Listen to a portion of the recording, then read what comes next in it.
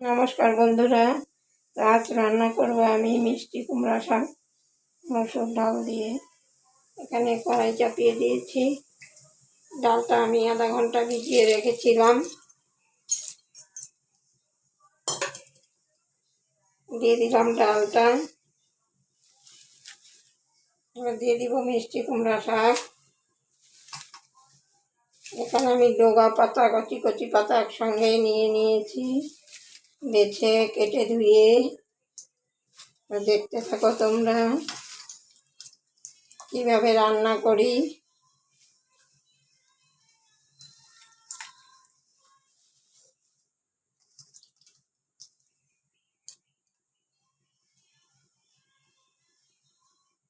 দিয়ে দিলাম হলুদ গুঁড়ো, দিলাম 4-5টা কাঁচা লঙ্কা। এবার আমি ঢেকে দিব মিনিট 10 মিনিট পর আমি আবার আসছি।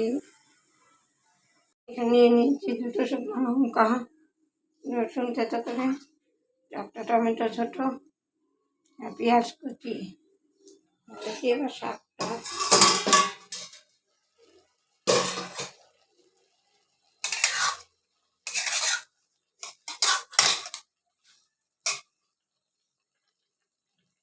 সিদ্ধ হয়ে গেছে, শাকটা সুন্দরভাবে। এবার আমি আন্দাজ মতো দিয়ে দিব লবণ, দিয়ে দিব একটু জিরে গুঁড়ো। শাকে আর কিছু দিতে হবে না।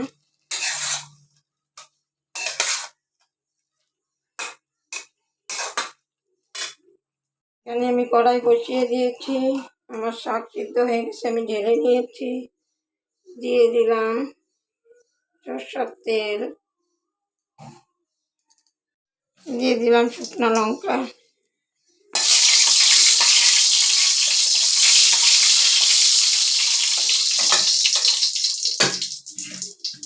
রসুন কুচি,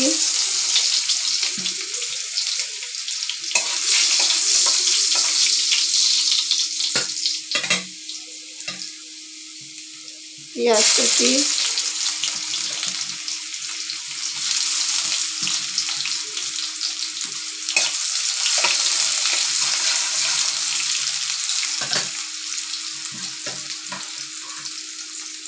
টমেটো কুচি,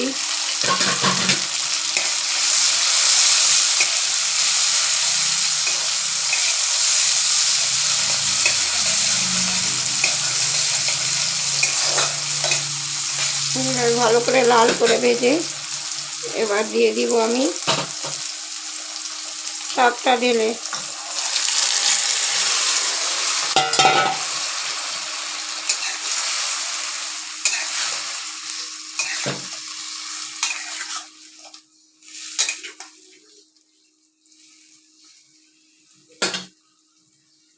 হয়ে গেছে আমার মিষ্টি কুমড়ো শাক মসুর ডালের দিয়ে রেসিপি। খুব সুন্দর করে গেছে। বন্ধুরা, রেসিপিটা ভালো লাগলে লাইক কমেন্ট শেয়ার করো, পাশে থেকো। দেখা হবে আবার কোনো ভিডিওর সাথে।